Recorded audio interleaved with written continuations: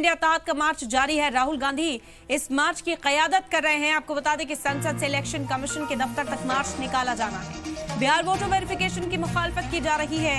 इस मुजाहरे में कम से कम 300 MP शामिल किए गए हैं। वोट चोरी का इल्जाम लगा रहा India alliance. Rahul voter list का मुद्दा उठा रहे हैं। बीजेपी और इलेक्शन कमीशन में मिलीभगत का इल्जाम लगाया जा रहा है। ऑपोजिशन के 300 MPs इस प्रोटेस्ट में शामिल हैं।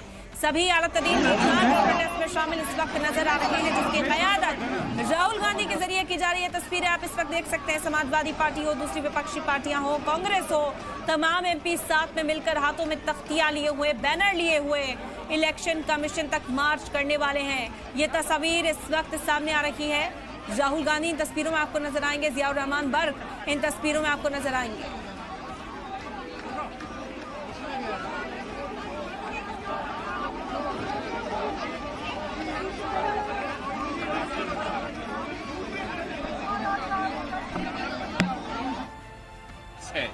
और इसका निर्णायक फैसला, ये मुहिम जो राहुल गांधी जी ने जिसकी शुरुआत की है, अब पूरे देश के लोग, सब राजनीतिक दल इससे जुड़ चुके हैं।